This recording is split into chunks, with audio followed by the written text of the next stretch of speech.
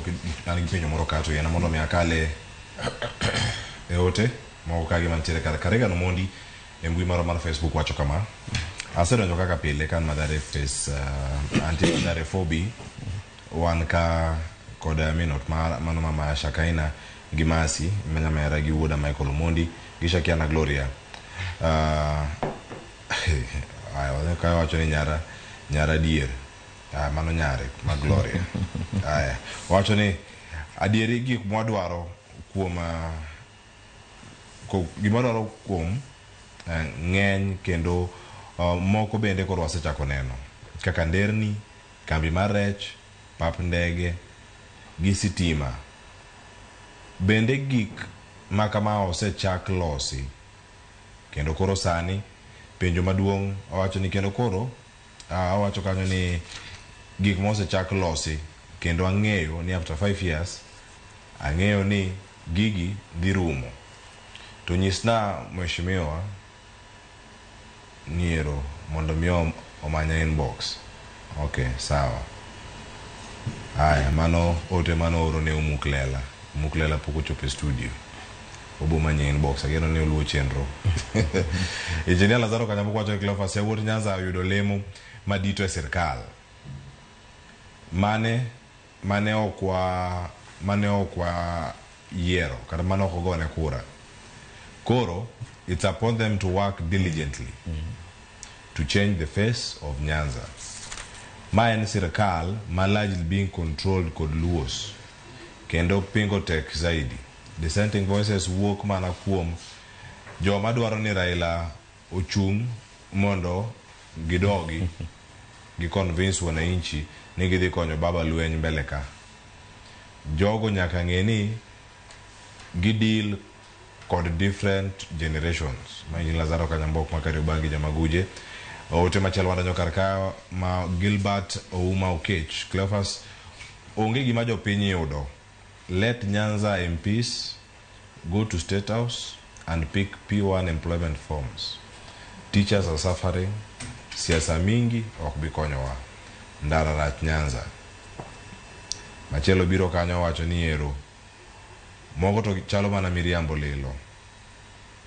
Joma Raila omiyo tich ema nigi faida. Development Nyanza is a no. Kata stima mane uro weyo katiyo moko sani maintenance otamore e sirkal masani. Pauline Nyarpita wacho ni Cleophas security kanyo to an kaka jalo wuok Homa Bay area kama timbe nek kod mahundu opong'. Anyalo wacho ni sirkal owinjo kelnwa police posts mang'eny e gwenge. Nikech kuom adier waonge askeche moromo jopiny ma e gwenge ma hawa apise mago mag sheria mabor sana seche majaketh omonjowa. Ng'ene mano okili Jaga Kimbangi Range iwacho kanyo ni ero wan gi PS mar interior chune weche magarita kwe mayuak mawuok Homa Bay county mabende no wuoke okora ni en area mane to mano wuok Homa Bay. David wacho na winyo makare kan tiere Sangorota amora inya but piny tek wana Lensa Koth mano majawara kod Benta Dhiambo margi Odhiambo gi nyithinda te kaka Gabi Ada gi Merian ero kamana inya ote mari ochopo to iwacho nade koto record twak moan go sani owacho ni onge gimo ayudo kaka jo Nyanza mostly Nyakach kanam na mayo walo kendo wasandore Ford bende odino nam kendo nam owichore dum magalagala ma okolosi mano ote maloso ondiko kanyo kanya wache yamo achomo kama di anga ka wiyo bang'e dakika boro mabiro to adok penjo ma kuom jopiny mantiere ka mondi to mduku iwinjo mano wach ma e ground iwacho ga ni jotelo winjo ground mane dok mwacho koka. Well, nitie wach ma owadwa Jaka Kimbo wacho kae kadara mabaro ber. Last kana ankudo ne poko go elam but enia mat for lam.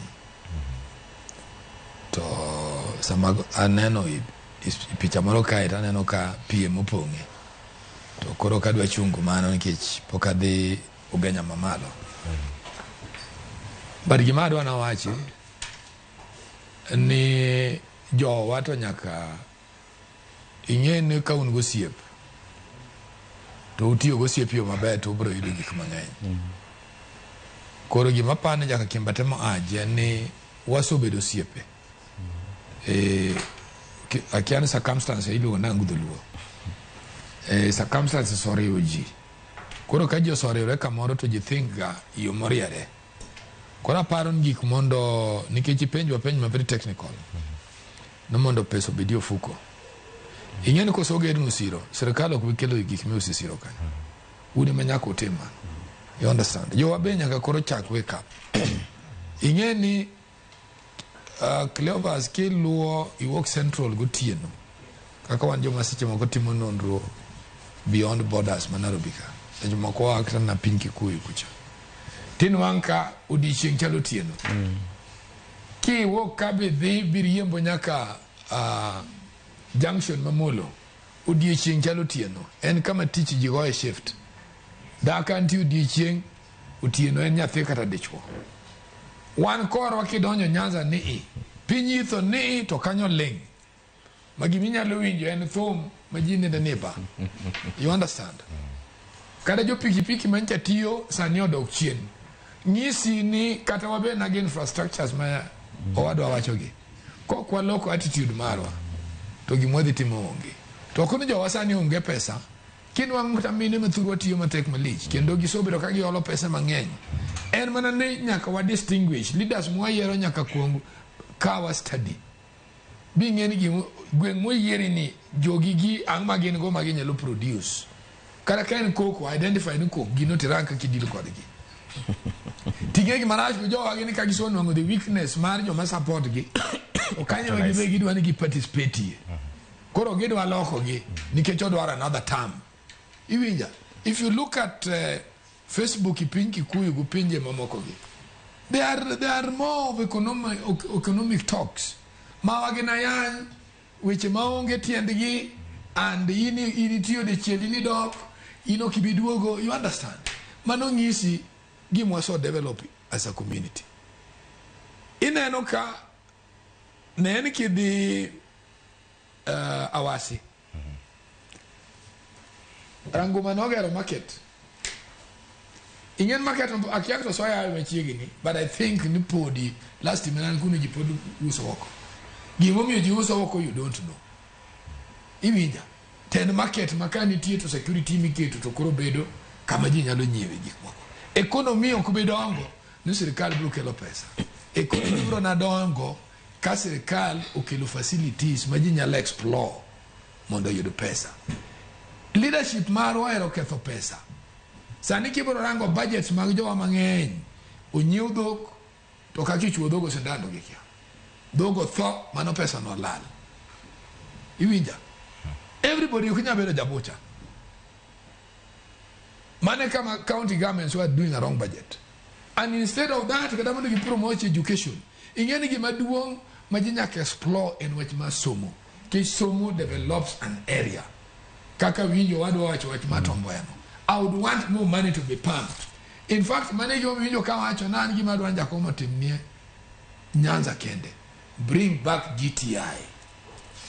Build it. Katoero gere local South Nyanza, Katoero gere Central Nyanza. I want it back. Nikeko biro, odi biro go many good things. Then the universities wagi, Jaka Kimba. Universities wagi papas giuru on a science-oriented process. Maken ja puonj. To be the puonjo makan do other researches. It will attract us more money that will develop the area than thinking what were the Goregjo County.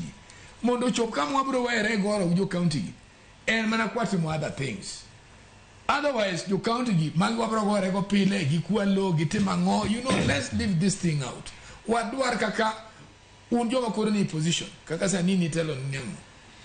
Go and do a research mundi nwang tango mio. Brazil nyalolo soniang turugi. Bugi duogi usi Kenya ka at a price mamarwa usi. To one kaka jo Kenya one wapidonia to marwa is expensive to kwanyal chuli japur. This is what I want you to do, and build a school there. Mondo koro research obedi, karaken machine, karaken power, sani wan gi nambe wa nkoth chwe maber, walosur dam, giber capacity maginyalo gokra na gini na so. Mondo waber capacity mwanyalo gero economy. From there we'll get technicians, we'll get so many things.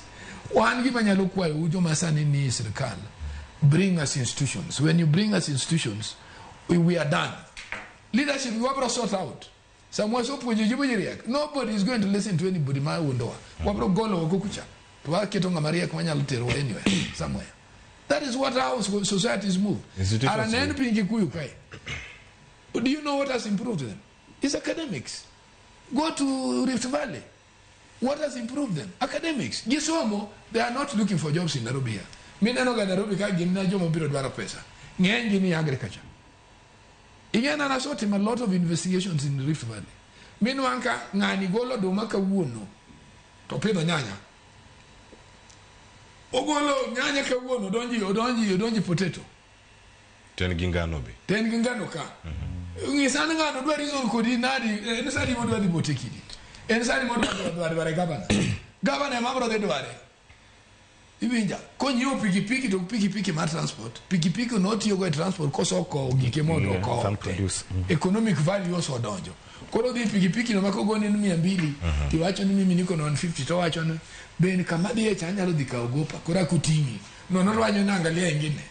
You see, those are the things mone kwa kao wan ganam ingen nyaka sani pokwa dili gupima chwe ma oko made adia makori wacho ni ketho gik moko ni nyora mi joku kelo jalony moro kama nyo wacho ni kara pod wanyalo kata medo kunyo nam bu odhi machuth odhi very deep mondo capacity ma oga oko ni bende wanwang kaka wadilgo kora kwa dwaranka mwa diverte kaniti kamitime kata agriculture nyenjo ku kelo jalony bela. I was really following to magi gik maparo ni governors we should be looking at mako chopo kamoro ingen chon jotelo ni chung kamalo jotelo masani ngeni inyana gon koko kanendo chiedho pa no tena ya